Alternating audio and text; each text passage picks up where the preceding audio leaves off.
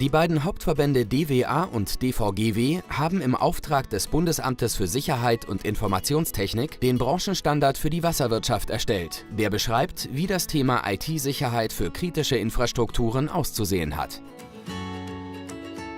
Der Branchenstandard Wasserwirtschaft beschreibt die Gefährdungen und Maßnahmen für die Wasserwirtschaft.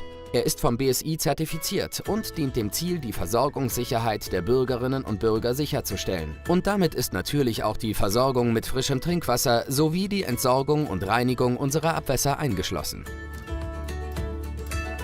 Aber wer ist kritische Infrastruktur und wen betrifft das neue Gesetz genau? Der Leitfaden unterscheidet derzeit alle Betreiber nach 2 Klassen.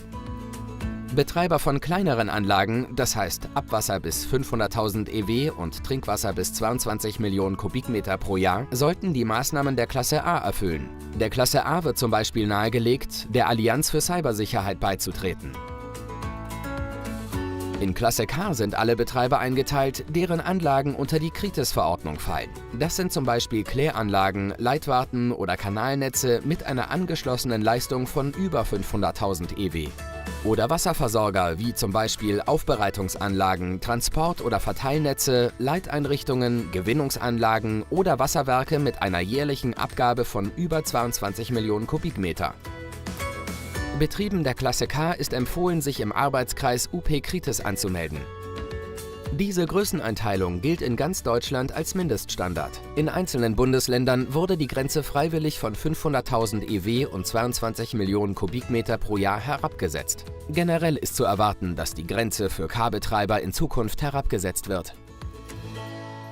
Mit dem Gesetz wird IT-Sicherheit nun zu einem kontinuierlichen Prozess, der spätestens ab jetzt zu unserem Berufsbild in der Wasserwirtschaft gehört. Die erforderlichen Maßnahmen zur Gewährleistung der IT-Sicherheit können auch an externe Unternehmen vergeben werden. Die Verantwortung für die Wirksamkeit und die Überprüfung bleibt jedoch beim Betreiber der Anlage selbst. Verantwortlich ist schlussendlich immer der Vorstand oder der Geschäftsführer.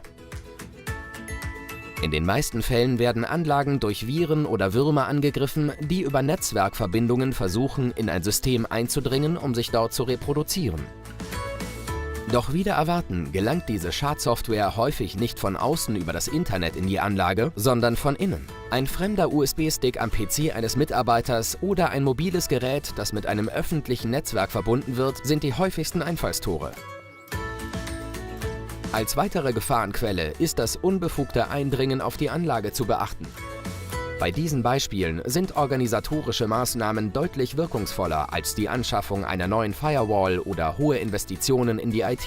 Auch die Schulung der eigenen Mitarbeiter sorgt für ein viel höheres Maß an IT-Sicherheit. Suchen Sie tiefergehende Informationen zum neuen IT-Sicherheitsgesetz? Dazu haben wir ein Handbuch mit Maßnahmen entwickelt, die Sie auf Ihrer Anlage ergreifen sollten. Gern diskutieren unsere Experten aus dem Bereich der IT-Sicherheit persönlich mit Ihnen. Unter phoenixkontakt.de/wasser können Sie sich Ihr persönliches Exemplar unseres Handbuchs zum IT-Sicherheitsleitfaden bestellen, um mit Hilfe der Erklärungen und Umsetzungsbeispiele IT-sicherer zu werden.